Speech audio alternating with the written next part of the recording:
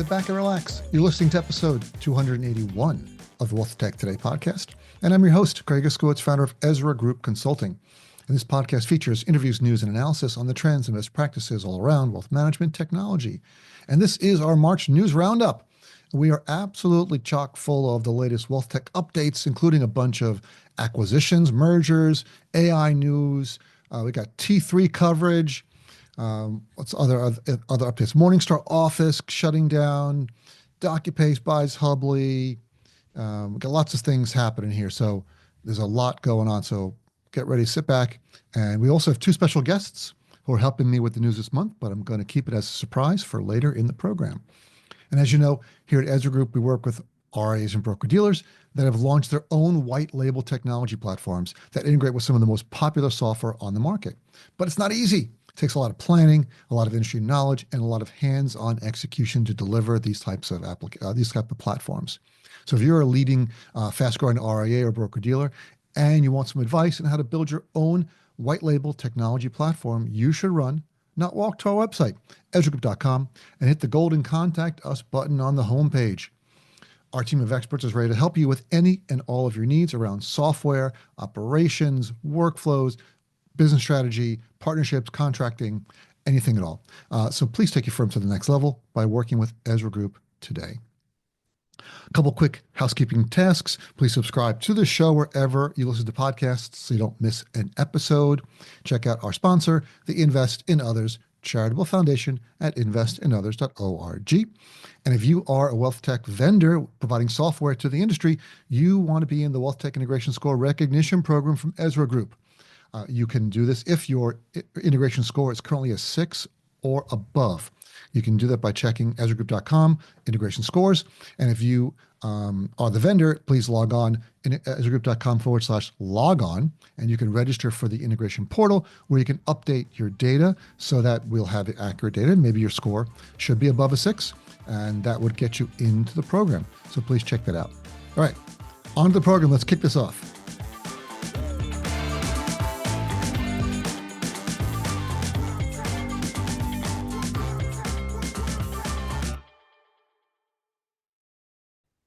Next up, Morningstar exits another service for advisors.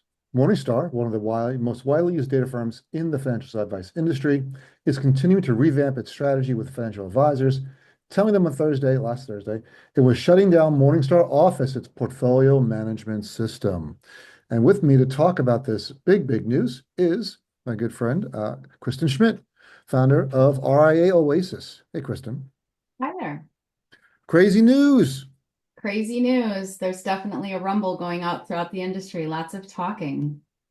Yeah, it's all the rage. So Morningstar is encouraging financial advisors to switch to Black Diamond. So they made some deal with SS&C that they would encourage all their clients, some random number, some unknown number, between 800 and 1,200 firms I've heard, to go to Black Diamond. They have some special deal. But of course, once blood is in the water, every vendor is now going crazy. It's like a feeding frenzy. Absolutely. Absolutely. There's a lot of pieces to this puzzle. And I agree with you. I think the only other thing I think to add is obviously, yes, they have made a strategic approach with Black Diamond to foster these client relationships to that potential new platform. But there's also their newly released, what they're calling their DAS offering, so Morningstar's data and analytic tool that is being ultimately rebranded, because so many firms that are on Morningstar Office as a performance management system were also utilizing that data and analytic tool that Morningstar is so well known for. And so Black Diamond has exclusive integration capability with that, which is another value to clients if they move over. So I think it's important to mention that that's kind of one of those alliance pieces that was put on the table. Yeah, I spoke to the head of Morningstar Office on the tech side, Bjorn Widerstadt, about it. And he was saying, yeah, there's probably a third or more of the office clients are really just using it for research like you would Exactly. Advisor Workstation or the light research The package. light research, right? Yeah, we can all remember way back in the day when we would wait for the mailman to bring us the disk, right? Of all Yes. of that data prior to the internet being around. And so it has modernized and matured into a necessity piece, and something that firms can't live without. But yes, it adds layers into RIAs who are currently using Morningstar Office needing to make some big decisions. And I saw a good article, I think in the REA Biz article or maybe in Investment News. They were interviewing some advisors who were saying, "Well, this is the kick in the pants I needed to get That's off this exactly platform. They've it. been on for 15 years and they just couldn't get off." Well, they had no incentive to get off. That's exactly it. I've had a lot of conversations this week as well, and I think there's some honest conversations to be had, and I'm sure all of the RIAs on Morningstar Office. Um, I hope none of them are surprised. I think that their luck lasted. Mhm. It is a legacy platform. Everyone can admit and knows factually that Morningstar was not innovating that product, at some level wasn't even updating that product. And when we say legacy, what we mean is it has seen its day and was either needing to be replaced or moved, and they made their decision. So there are many firms that have been holding on to it because they could. I think there's a couple of different avenues to look at. Number one, there is a shock factor here in a sense of I knew I'd have to move, but now I have to. So there's a Mhm. push. And that creates expediency and a little bit of nervousness and anxiety of having to take on the project. Yeah. And so that can be a challenge for RIAs. Many of them have known they needed to, so they might have already done their research, but many of them have not. And I think that's the challenge. Now, one thing Bjorn did tell me that they're not going to be pushing any clients out the door like we've seen other vendors who are shutting down or say you got to the end of the year or you got it was, they tell them in September, you got to the end of the year. They're saying it's 12 to 15 months they're going to keep it operating. That's They're correct. In the article you mentioned and highlighted before, and RIA Biz mentioned that they do have an ideal date for clients. They're encouraging everything to move by 2026, which is a real general space. You're absolutely right. We've seen other companies do this. For example, Advisor Engine finally sunsetted their server-based CRM a year ago, and in doing so, they gave a general date. And then when that year came, they ultimately gave a deadline date. So I think you'll see that. Also, with these types of systems, these conversions take a while. Hmm. So there's two separate pieces when you talk about implementing a new portfolio management system in general. And what that means is performance reporting and billing, right? Reconciliation of accounts, reporting performance and billing needs to be shifted. And we'll leave out soon, you and I will talk about what it means to move to a platform versus just a simple portfolio management system. And when you move those systems, you are recreating all of your historical data in a new system. So you must keep your old system running for your daily usage and for comparison as you move. So you will have to audit your new system and say, does the performance match? Does the billing match? And so, although companies like Black Diamond, Orion, Advison, who are all in the mix, trying to swoon in to get the business from these clients, you run these systems side by side. Once you've audited your data, you still need to go 1 quarter or 2 quarters before you feel comfortable cutting that cord of Office, right? Oh, yeah. So, although the conversion might only take uh, 10 weeks, 12 weeks, 15 weeks, depends on your data and your history, you can expect to run systems side by side anywhere from 6 to 18 months. And that's a very big gap. It's all dependent upon the firm, how quickly they move, how clean their data is, and what they need. So when you look at it from that standpoint, I think it's smart of Microsoft Office to not give anybody a deadline because they might need to run these systems side by side for quite some time. That's for sure. You want to make sure you go through at least one billing the end of quarter to make Yeah, and sure things are. it's a really big passing of the baton when you feel comfortable cutting that cord. Another piece of this puzzle is many, I don't know the number, but I can tell you from our sources that we all know and are friends with and confidants with, many of the Microsoft Office firms are still manually reconciling their You accounts. keep saying Microsoft Office. You mean Sorry, Morningstar my apologies. Office. It You did has it once, I let the it same go. acronym, doesn't it? My I figured apologies. nobody would notice the first time, but the second That's true. Morningstar Office firms, many of them are reconciling their data manually still, time. which to people like you and me who do this for a living seems like a caveman-esque approach from the old days. But it's a process that if you are used to doing it and owning your data and being responsible for your data, it's hard to give up. So Mm. when we talk about cutting ties with your old system, it also might shake up your business model, shake up your roles and responsibilities in your firm, and change how you manage all of this data and reporting for your clients, which is a big piece of the puzzle. It's huge, and we've seen a lot of these projects fail, and a lot of reasons why they hire people like us is because of the multiple different pieces of data that need to move over, need to be Mhm. cleaned, evaluated. You haven't lived and looked at this really in 20 years. If you've been operating your business for 15 or 20 years, you've got lots of data in there that you haven't checked and needs to be mapped to the new system. And it's not just performance or data, it's multiple data types beyond portfolio accounting, billing, models, benchmarks, the user access, report archives, householding, big issue. Do they do householding the same way as you did it before, or how did you do it?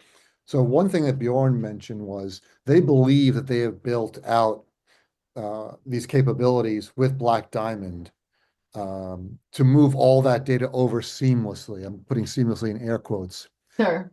That's going to be the advantage that they're pitching to their clients, that yes, you could go to Advizon or Orion or Tamarac, but they're not going to have what we've built with Black Diamond to move all these other data types and do all the automatically map everything. Do you see that? Is that something you would agree with, or is it, hey, it's not that big a deal? I think it's important. I think it's a factual statement, but I think how I would change that a little, in my opinion, is the other systems can do what you need it to do. Mhm. There is nothing unique about the Morningstar Office system that other systems who have innovated and modernized and are with today's world of technology, they pretty much can do anything you need it to do. Um, is there a unique benefit to having Morningstar Office and Black Diamond working together as a team to create that seamlessness? Absolutely. Is it something that Orion, Advizon, or even Tamarac can do and have it templated because they've been moving Morningstar Office clients all the time anyways before this announcement? Yes. So I think that's why there's, does Black Diamond definitely has a competitive edge. I'm not sure that's competitive enough, but it's something to consider as you're researching this. And I Mm. think the biggest challenge that I've seen in talking with clients that, like you said, have gotten the kick in the pants to have to do this, or talking to the vendors, the challenge is Morningstar Office was not what we consider a platform is today. Right. And so it makes an RIA really have to look in the mirror and say, what do we need out of this new system? Because this legacy system, as much as it did well for these RIAs while they used it, I can guarantee you every RIA that's using it was not getting everything it needed out of it. Right. They are using spreadsheets for something that it didn't do well, or they're recreating the report because it didn't do it well, because it's an older version of a system. Mhm. And they're also possibly paying for other technology to do the other ancillary things that a Morningstar Office doesn't do. So it brings the bigger picture of beyond billing reporting, what do you need, and performance. And then also, are there things you weren't getting that Mhm. you now would like to get? Right. And there's a difference between needs. I need the system to match what I was doing versus, wow, now I have the opportunity to have a wish list. Mm. And how does that impact the tech stack? And how does that impact the choices of what you've made in the tech stack? Mm. And I mentioned it already, but how does that trickle down to how people use the system? Meaning, how does that impact my staff's roles? Oh, yeah. All things to think about, all things we've both worked with RIAs on when it comes to transitioning to a new portfolio accounting platform. And if you're out there, if you're a Morningstar Office client and you've got a decent sized office and you need help, feel free to reach out to either of us. And you know where to find Kristen and I, and maybe we can give you some advice on which other platform they're either to take the deal with Black Diamond, which we've done Black Diamond implementations before. They're a perfectly great platform, or maybe advise on Orion or Tamarack or another one, Parametrics, or Mhm. something might be better for you depending on your specific needs, geography, style of business, niche of clients, particular types of investment products that you like to work with, reporting. There's could be lots of other reasons why you might not want to go with one of these products, right? Yeah. And it gets a little bit more, it gets really complicated when firms really have to kind of reassess their needs and also where they want to go, because these systems have really innovated since the time Morningstar Office was used. So my analogy is always the Morningstar Office users have kind of been the flip phone users for a really long time. And, the new iPhone is being introduced, and suddenly it can be overwhelming. You don't know how to answer a call. You don't know how to send a text. Mhm. You bumped your phone and you're suddenly dialing 911. That's what's happening Right. in this space. And I also want to just mention that there's going to be some sticker shock for these firms as well. And I think that it's really hard for RAs to not shop by price and only shop by need and want and wish list. But when you've been using a flip phone for 15 years and you don't know that iPhones now cost $1,500 or whatever it might Mhm. be, there's a sticker shock associated with this because these platforms do so much more, and that's what you're paying for. So Right. now you are paying for a potential trading and rebalancing tool and a very robust client experience tool and other add-ons such as a CRM potentially, a risk tool, light financial planning, the list goes on. And that's where firms can really get um, a little bit overwhelmed, for Mhm. lack of a better term. Kristen, I want to end this segment and start the next segment, but I'm going to bring you back for the next segment. So let me Sounds just end this great. one. Thanks for commenting on this Morningstar deal. I just need to close this one out and I'll start the next segment. So the next story, in a very follow-up to the previous story, CircleBlack to acquire AssetBook. In a memo sent to AssetBook Advisor clients, the performance reporting tech company said it planned to combine operations, in quotes, with CircleBlack in the very near future. CircleBlack, a portfolio management and performance reporting system, is set to acquire AssetBook, another performance reporting tech company, according to a memo obtained by wealthmanagement.com. In the memo, Ravi Dattani, an advisor and investor in the company, said AssetBook plans to combine operations with CircleBlack in the very near future. Following the transition, you can expect to receive the same great service that you have always had with AssetBook and with the same loyal employees who have been with AssetBook for many years, he wrote. So, connecting with the previous story, we've got now two legacy portfolio management performance reporting applications shutting down or being acquired. What are your thoughts? Yeah, it's time, and the actions show that. Another legacy system, and again, I want to give it credit. AssetBook did so many firms great and so many firms well for so long.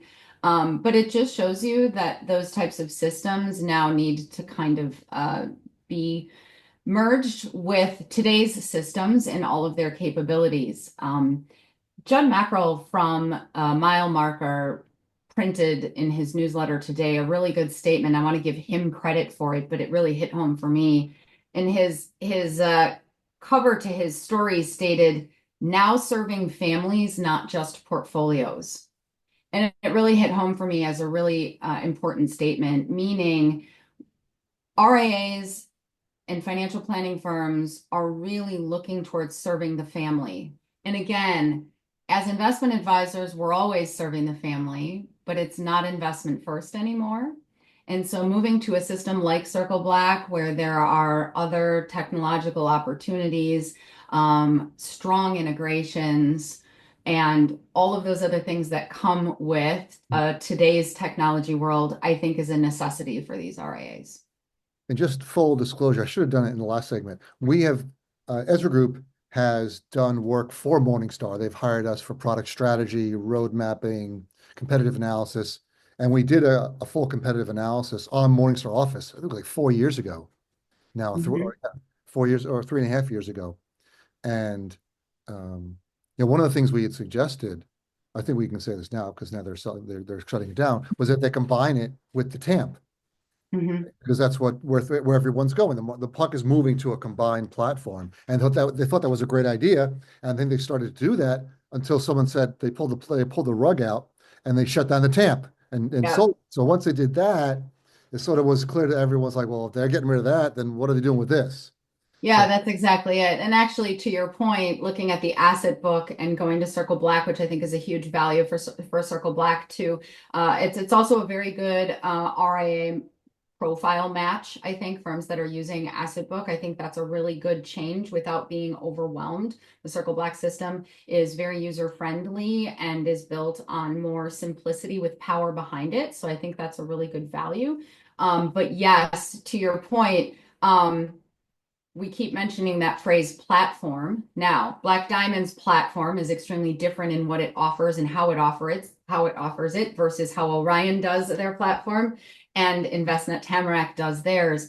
And that's where it can get really confusing for these firms is, I've shared with you before that it's very similar to going to the buffet, but some things on the menu you must take versus some things are an option. And that's where some of that education really comes in. But yes, I think as Morningstar and even Asset Book, they're not part of that platform offering. And to be fair, don't want to be part of that, which means the merger is necessary.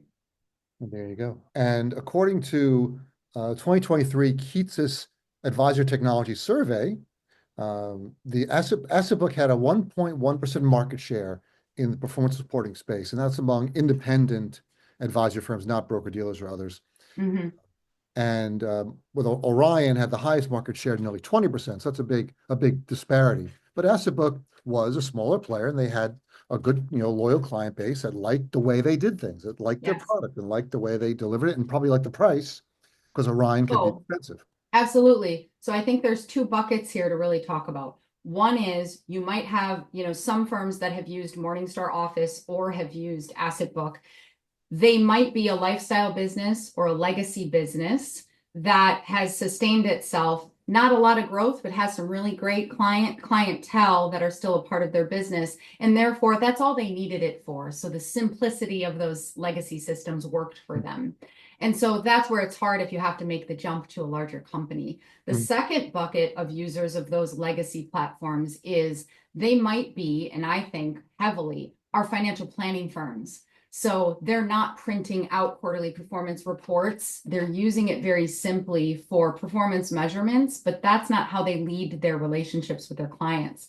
So it's used more on the simplistic side of billing and reporting when needed, but where they're really living is their financial planning tools and their net worth tools and goals tools. And so that's where it fit for them. But when you have to jump into a platform because you have no choice, there's a lot of decisions to make. Yeah, and Asset Book was founded in 2007, so not Yeah. as old as Morningstar Office, but still relatively old. They're a legacy, right? Mhm. That's a testament to the success that they managed to stay in business all this time. Now they did Absolutely. a big shakeup in 2020 when I think the founder Rob Major and Ken Park stepped down, and they brought on what I would consider professional management, Marwa Zakaria, who took over as COO in 2020. And she did a lot of revamping of the product suite. They launched a new client engagement platform called Valian, which I thought was really going to be a mover for them. And I know they did get a lot more traction, but apparently it wasn't enough, or whatever. The investors weren't happy. So, which happens. And Marwa just, in fact, just announced via an email to clients that she was stepping down.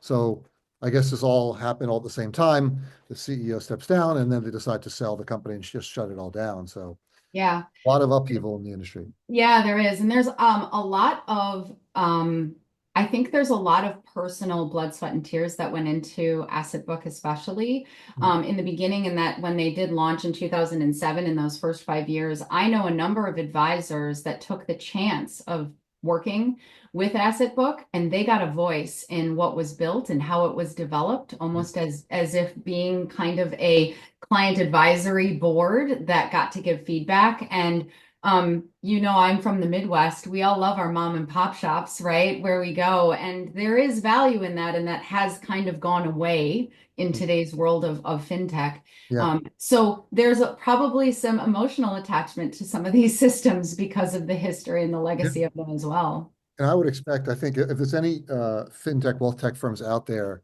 that need a leader, I would snap Mara up right away. She's Mm, not going to be on the bench for very long. She's a visionary. She can execute. She's a rock star. I was surprised to hear that she was leaving, but not surprised now that they're selling the company. right. I think someone would definitely want to snap her up. So final thoughts? Do you expect more of this? How is this just the now? Um, I don't, I think, to be honest, I think we're at the end of the legacy systems on the portfolio management side. So I think the fact that they both happened in the same week in a sense of announcements is interesting. Hmm. I think the next will be legacy CRMs that are still standing, even though we've all probably Hmm. forgotten about them. They still do exist. But yes, final thoughts is consolidation is a challenge when you're running a business. Yep. And so there's a lot of pain points, and if we can help, we're always here. All right. Thanks, Kristen. Thank you. Next up, Betterment expands portfolio with the acquisition of Ellevest's robo-advisory business. The robo-advisor landscape has been evolving rapidly over the past decade, with several major players vying for market share in the automated investment management space. Since around 2010, we've seen companies like Betterment, Wealthfront, Personal Capital, and of course Vanguard, making investment management more accessible and affordable to everyday investors. According to Tiburon, robo-advisors and hybrid digital advice providers account for just 2% of fee-based financial advisors, but gathered 32% of net flows in 2023. According to website Statista, in 2024, the total assets AUM of robo-advisors was 1.8 trillion, which they predict to get to 2.3 trillion by 2028. That seems high to me. 1.8 trillion. I don't think that's a real number. According to a website called investingtheweb.com, they have the largest robo-advisors by AUM as of 2025. They have Vanguard at 312, Empower, which was formerly Personal Capital, at 200 billion, Schwab Intelligent Portfolios 81 billion, Wealthfront 75, Wealthsimple 50, but someone just bought Wealthsimple. I think Betterment bought Wealthsimple, so I'm not sure if that's still accurate. Betterment at only 45, which should be more than that. And Quest Wealth Portfolios, blah, blah, blah. But basically, the top 10 in this list only equal 832 billion. So I don't see how there could be another 1 trillion floating around there as well. I have to double check some other numbers. But in any event, Ellevest entered the scene in 2014, founded by Wall Street veteran Sally Krawcheck, with a mission to address the gender investing gap. Krawcheck has been referred to as the most powerful woman on Wall Street. Krawcheck, who took the reins as CFO at Citi in 2004 at just 38 years old, has held a variety of top jobs at Wall Street firms like Sanford Bernstein, Smith Barney, Merrill Lynch, and Bank of America. Krawcheck had been moving into the women's professional and financial space for several years before founding Ellevest. In 2013, she bought an organization called 85 Broads, play on the address 85 Broad down by Wall Street, which was a women's networking group in financial services. And the following year, she renamed the group, which at the time had a reported 34,000 members. She renamed it Elevate. At the same time, she announced a separate branded mutual fund, the Pax Elevate Global Women's Index Fund, an expansion of an index fund already operated by fund provider Pax World Management. Now, Elevate was designed with women investors in mind, considering factors like salary curves across genders and offering educational resources tailored to women's financial needs. Over time, Ellevest built a substantial client base, managing approximately 2.4 billion in assets across more than 70,000 accounts. Now, in 2015, Ellevest raised around 10 million in a Series A funding round, and then they went back in 2022 for a Series B and raised 53 million. That's just not even 3 years ago. Now, in 2024, last December 11th, there was an announcement that Krawcheck was stepping down as CEO of Ellevest due to an unspecified medical diagnosis. So I hope she is recovering and doing well from that. Meanwhile, Betterment, one of the original robo-advisors, has been steadily expanding its footprint, acquiring Wealthsimple's U.S. advisory accounts in 2021 and Goldman Sachs Marcus Invest accounts in 2024. So this growth strategy has helped Betterment become one of the largest independent digital investment advisors in the U.S., serving over 900,000 customers and managing more than 55 billion in assets. So why does it say Wealthsimple is 50 billion if Betterment only has 55 and they bought Wealthsimple? These numbers must not be right. I'm going to have to double check that. Now, the robo-advisor industry has seen a wave of consolidation in recent years, as smaller players have struggled to achieve sustainable scale and profitability, as we've seen at Ellevest, leading to numerous acquisitions and some exits. This was announced in February last month that Betterment was acquiring Ellevest's automated investing accounts and their AUM. The transaction is expected to be completed next month, and Ellevest clients will have the option to opt out before April 10th. Importantly, this acquisition only includes Ellevest's automated investing accounts, not the company's technology, employees, operations, or their high net worth wealth management business. Ellevest will continue to operate, but with a strategic pivot towards serving high net worth individuals and institutions with at least 500,000 in investable assets. For Ellevest clients transitioning to Betterment, there will be several changes, including a shift from Ellevest's membership fee structure to Betterment's fee model, which could mean cost savings for many clients or cost increases, depending. They also gain access to new features like joint accounts and additional cash management options, but will lose access to some mutual funds, which will be liquidated prior to the transfer. So this acquisition underscores the ongoing challenges of the robo-advisory space, particularly around achieving profitable scale. Now, in 2022, in a 2022 interview with Forbes magazine, Krawcheck was talking about investment minimums. And she said, and I quote, "What I can tell you is that investment minimums are sexist and racist. If your investment minimum is $200,000, your clientele will be primarily white men. Even if your investment minimum is $5,000, your service is prohibitive. At Ellevest, we have no investment minimum. We have a membership program that starts at $1 a month." Now, so despite the unique positioning as a women-focused platform and all their membership programs starting at $1 a month with no minimums, the economics of serving smaller accounts just caught up with them. The average non-high net worth account at Ellevest held just $16,000.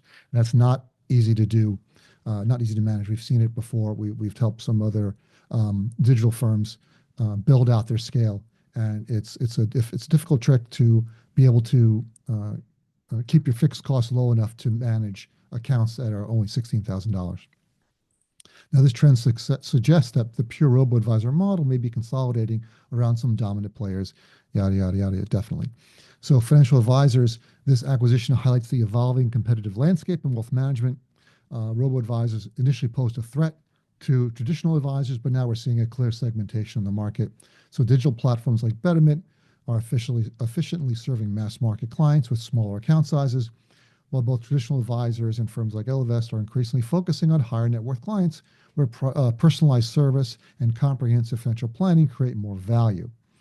So we would think advisors should continue to emphasize their human expertise and a personalized approach and looking for some sort of niche or other differentiate features as robo-advisors like Betterment and Wealthfront continue to add more functionality like financial planning, cash management, and other services. So we're seeing definitely a pattern where these venture-backed fintech companies are finding that the economics of pure digital advice are challenging without massive scale. 2.4 billion just is not enough to scale the business, and this will probably lead to further consolidation. If you would like more information, you can still go to ellevest.com and you can go to betterment.com.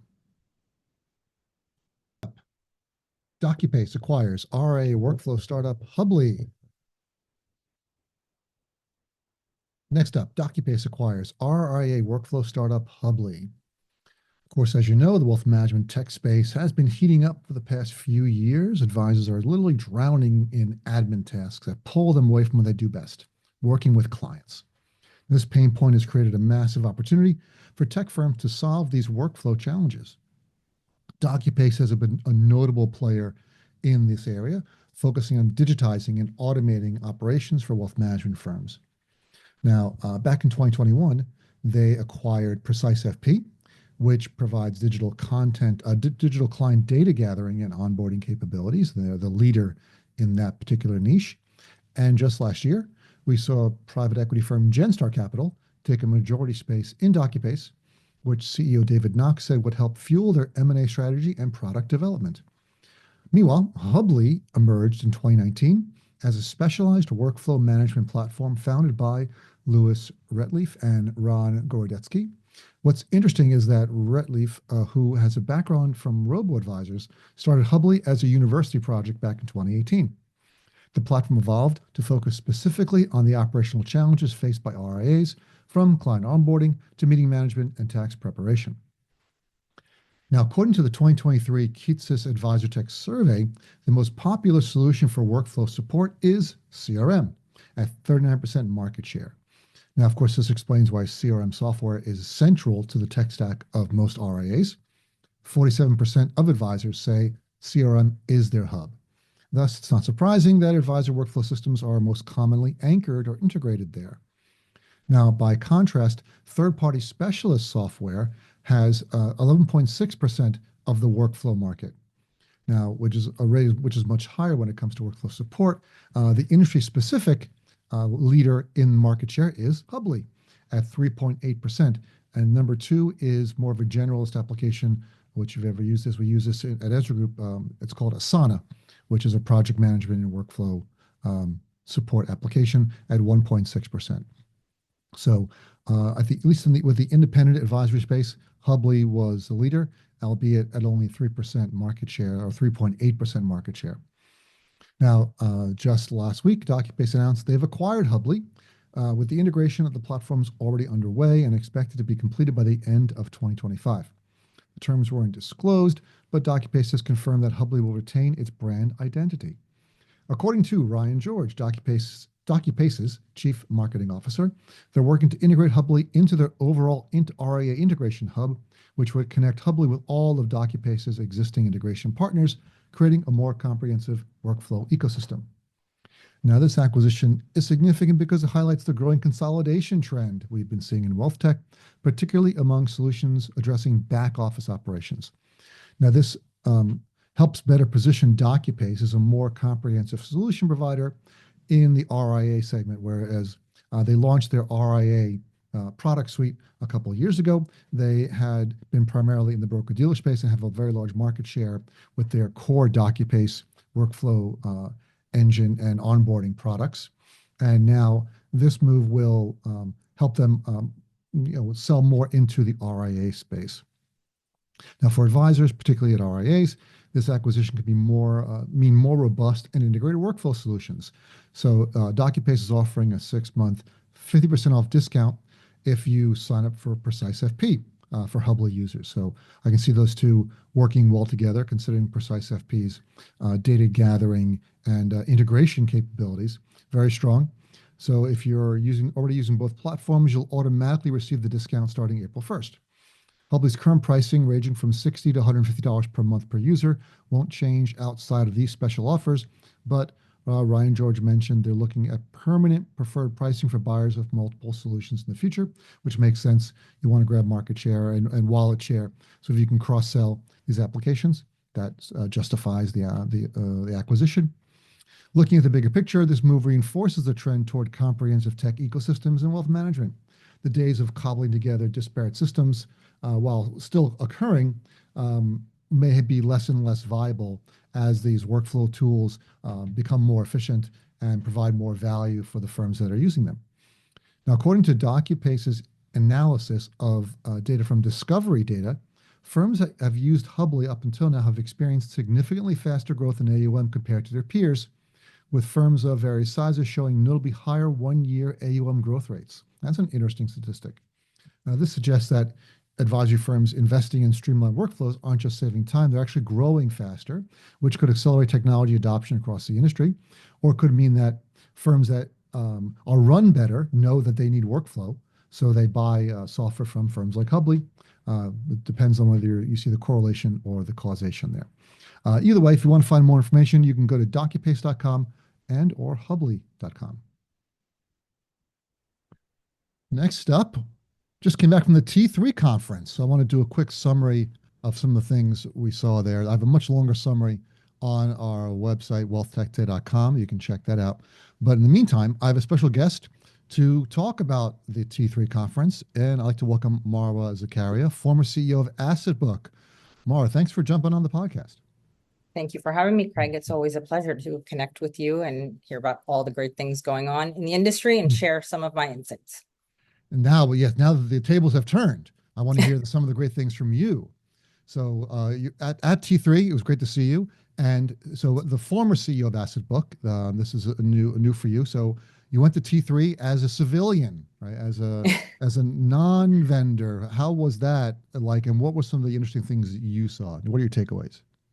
So a reminder of being free is always a fabulous feeling to have, right? So I was a free agent operating the floors of T3.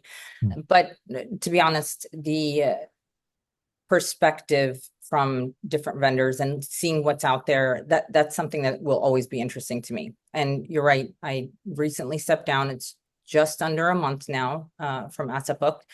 Great journey, fabulous fintech solution, as are others, but it's time to move on. And so I went to T3 to see all of you lovely folks and to gain a little bit more perspective in person, right? To see what's out there, who's doing what, and what we can provide to the advisors to help them with operational efficiency and back office solutions, which is the core of T3 as a conference. What I found to be extremely interesting, excuse me, is GetWise. So that solution is very innovative, new.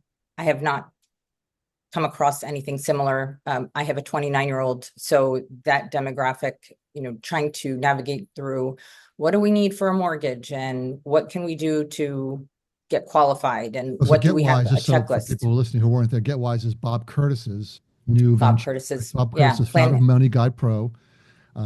He started a new financial planning type of firm called GetWise, and it's a funny spelling. It's Get WYZ. Yes, and it's getwise.com. Not that I'm advertising for them. It's solely my opinion. He can pay me later. No. But it's planning software. Yeah, planning software for first-time home buyers. So it's to me, excuse me again, it's empowering individuals, right? Providing knowledge and resources to make informed decisions. To me, that's a very helpful solution that will. I think would go under the category of specialized planning. And Michael Keats and I do the Wealthy Advisor Tech Map, and specialized planning as a subcategory. I think there's 10 subcategories in the specialized planning section, like estate planning and cash management and tax planning. So there's nothing for home buyers. This is a new thing. And I think the explosion in specialized planning, part of it is advisors have a desire for differentiation, and they're drilling down on specific areas, whether it's college planning, college aid, or now home buying. So do you see that as something that advisors will want a separate application for? Yeah, diversification and looking at the best resources to provide a holistic overview for their clients, right? That's always the goal. The other one that I found interesting is GeoWealth. I find that they've done a really good job with the UMA, the Unified Management Account Solution. Consolidates a lot of investments into one account. So it gives a simplification of the portfolio management snapshot. And I think they're doing a great job with that as well. And there's a lot of other solutions, of course. Right? They've been sort of under the radar. I remember talking to them way back when they first started back in 2017. So they've been doing pretty good. They just had an announcement, I think. Yes, they're going enterprise. Mhm. So they've been, like you said, under the radar, but now I think that they've made a lot of forward traction, and it's refreshing to see, new and renewed Yes. solutions for advisors. We had Colin Falls, their CEO from GeoWealth, on the podcast almost exactly a year ago. A very interesting company, GeoWealth. Good. So that's two. So what other innovative solutions, ideas, takeaways can you share? So you have, what's the stats now? Over 41% of advisors are utilizing some method or resource in the AI space. ChatGPT, the Microsoft solution. There's many others, but it was interesting to hear that advisors are really buying into it, and really speak on the optimization and efficiency that it's provided for them. Just giving back time to the advisors. So that was good to hear. And also the different levels of AI solutions that are out there. You have, without naming specific, I don't play favorites necessarily, but I do find that But you that's can now. also, yeah, I can now. That is true. I'll have to shift my mindset, right? Because it's been many years of being a little bit biased. We did have a great solution, but yeah, the AI focus, I think is critical. That is where technology is moving. And it's not a standalone. It's not something that you can use on its own, maybe one day, but there's definitely a shift in the mindset. I would say from maybe 2 years ago, advisors were very hesitant to explore anything AI, and there's regulations and things to factor in, but it's a good solution for the masses, right? Anywhere from a student to an advisor. Oh yeah, there's so much, and AI was a theme as we were talking pre-gaming this podcast, that T3 was all about AI. In fact, that was the name of my when I wrote the summary, which is on our WealthTech Today blog. It's called The Great AI Awakening. There was just so much AI at the conference. Yeah, I love that. I love it. So when it comes to AI, were there any specific solutions that you felt stood out at you from all of the AI sessions that there were? I don't know that there's one specific. I think the different solutions offered different problem solving. What I heard consistently from advisors, both startup and established, is the note-taking capabilities, and how that's provided a lot of efficiency with because meeting your clients, or meeting with your clients rather, that's one of the things that advisors do on a regular basis. And I didn't realize that note-taking was such a tedious task, but it is, right? It's time consuming. So that's alleviated a lot of, again, giving back time to the advisors. It certainly does. Not a specific tool, I would say, because there's many. And did you catch the Microsoft panel? Not panel, the Microsoft presentation. So Microsoft and Google were doing a bit of one-upmanship, I thought, because obviously they're big competitors. And Amy Young from Microsoft did a presentation, and I thought the Google guy, James Dean, who I've moderated on panels before, and Amy, I moderated them both on panels before. So James was more talking about some of the consumer-facing solutions. One was Google Notebook LM, which I use extensively because it's a huge context window. So you can dump in 10, 20, 30 documents and then say, now tell me about these documents, or write an article about these documents. It's a very useful solution, I found it, and accurate, and it writes well. But Microsoft is talking more about building some sort of network with Copilot in the middle that they would then move data between wealth tech applications.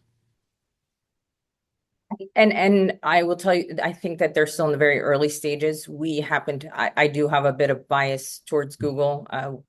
We're married to a software engineer, and we talk tech probably more than we talk family, or they've become one, to be honest. But I agree with you. The Google solution is extremely powerful. Microsoft has they're going to compete, of course, but I don't know that it's necessarily there just yet.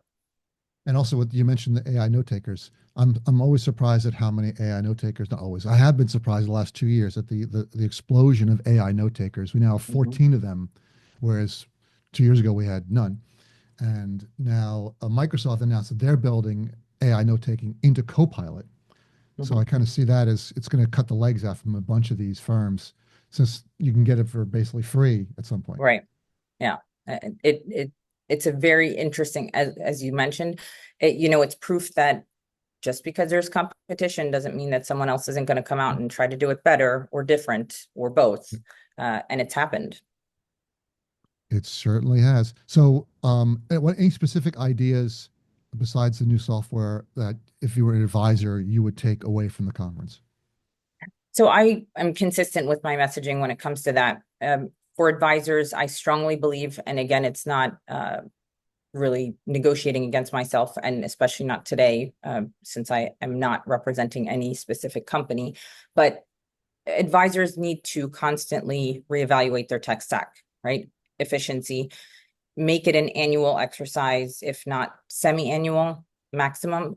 Technology moves as quick as electricity, right? So you want to make sure that you are using the right tools and the best tools. And if you don't have the manpower to support that evaluation, there are plenty of consultants out there. There are plenty of solutions that will help navigate through that assessment and do it quickly, efficiently. And it is a value for your buck, as they say, so take the time to spend reevaluating. Are we getting the most out of the technology solutions that we have today?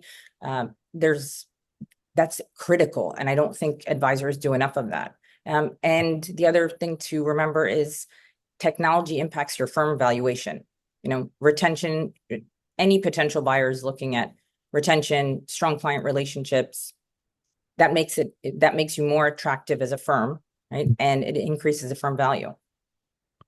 It certainly does. Well, I really appreciate you being here, Marwa, and giving us some of your thoughts on the T3 conference. Always a pleasure. Great to see you, Craig. And now we're at the part of the news, my favorite part. We're talking about the Advisor Tech Map and the WealthTech integration scores. So new this month on the Kitsos Ezra Group Advisor Tech Map, Mouse, funny name, but it's not spelled like the mouse, the animal. It's spelled M-A-U-S. And they actually have the domain, maus.com. We're assuming it's pronounced mouse. And this is a business valuation application, which is going into the business valuation category on the map. The difference between ordinary and best-in-class is execution. Mouse is an all-in-one platform for strategic, financial, and exit planning that turns big ideas into actions. Planning, executing, and reporting today to build a better business tomorrow. So I find this to be this is an interesting category. It's not well populated. These business valuation tools that help advisors help their clients to manage their business and evaluate them and value them. And they produce in-depth financial reports, and they integrate with the accounting platforms like QuickBooks or Xero. So it pulls in that data, and it helps. They claim they help with exit planning, giving tools and a roadmap to achieve a successful exit. That's pretty useful, I think. I think this is an area that more advisors should be looking at because there's so many small businesses out there, and those are great customers. They understand the need for advice, and they really are looking for a trusted partner who can help and guide them in some of these areas where everyone's good at running their business, but no one really understands how to sell or value their business. So I like what Mouse is doing. And we might be expanding this category. I think this is going in our business valuation. We were talking about renaming the category because it's still pretty niche-y. There aren't a lot of applications in the business valuation subcategory. How many are there? 1, 2, 3. Business is 1, 2, 3, 4. So there's 4 as of last month. As of March, there will be 5. So we are looking at maybe splitting because not all these applications do the same thing that are currently in business valuation. So we'll see. Could be another change to the map. Next up is Budget Simple, and this is a digital marketing tool. Now we got lots of those. Digital marketing is one of the most popular categories with so many applications. I can't even count them all. But this company, Budget Simple, takes a slightly different approach in that they're helping. It's a membership site builder. So they work with other types of advisors and other people, but they believe that advisors can offer some sort of all-in-one membership for coaching. So they're really focusing on coaches that are coaching their clients in budgeting and their overall financial journey. So it helps them build out a platform with articles and courses and apps and calculators. Very interesting way of looking at it. So it is a form of marketing, but it's also a content management and membership builder site. And they decided to target financial advisors and retirement plan advisors. So check them out, budgetsimple.com. And finally, not a lot of additions this month. It's a low number, only 3. The third is Gemify, Gemifi, and is gemify.co, not .com, .co, and it is equity comp. Equity comp is an area that's also has very low penetration, not a lot of applications in the equity comp category. In fact, we only have 3. MyStockOptions.com, StockOpter, and Trayecto, my favorite name company, Trayecto. And now adding Gemify into that stock options diversification plans in minutes, not days, powered by the Gemify algorithm. So if you are an advisor and you have a lot of clients with employee stock options, this could be an application that might help you with that type of planning. Gemify.com. Another aspect of the map that Michael and I work on is organizing it and cleaning up. It's with almost 600 applications. There's a constant churn of new applications that we just mentioned, but also applications leaving either through acquisitions, mergers, or companies just going out of business. This month we have a couple. Morningstar Global Risk we deleted. That product is no more. And goodbye to Finametrica. You had a very long run, over 20 years, but Morningstar has continued the standalone Finametrica product, so that's off the map. Accumulate was an application in the account aggregation section. That's been removed because they're out of business.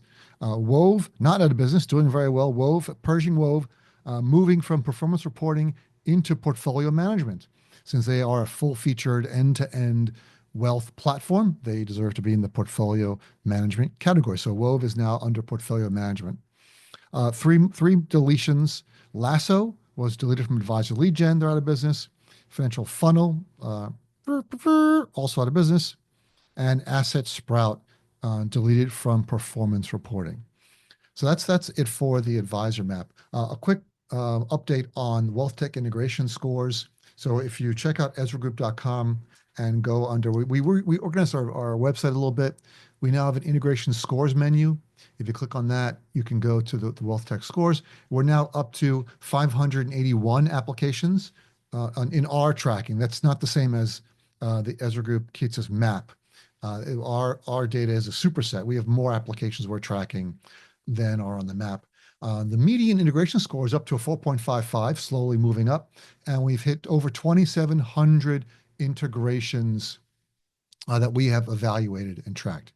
So you can check it out at EzraGroup.com. And we're also working on some interesting updates where we're doing some automated tracking of integration data on vendors' websites. We're using some AI tools to automate the process. But if you are a vendor of software selling into the wealth tech space, you can get access to the Ezra Group Wealth Tech Integration Score recognition program. We will recognize that you have a good score. You have to have a score of 6.0 or higher. So it's not a lot of companies. So if you want to get into the program, go check your score. If you've got a 6 or above, let us know and we can talk to you about getting into the program. It gives you a number of benefits. One is a nice big badge from Ezra Group that you can put onto your website, marketing materials, emails, anywhere that says, yes, we validated your integration capabilities are great, excellent, or superior, depending on the score.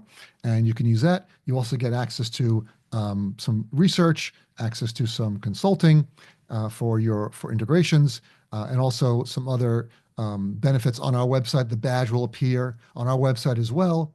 And we're building out some other capabilities for vendors in the recognition program. And you also get a discount on Ezra Group Consulting, which can be very, very valuable.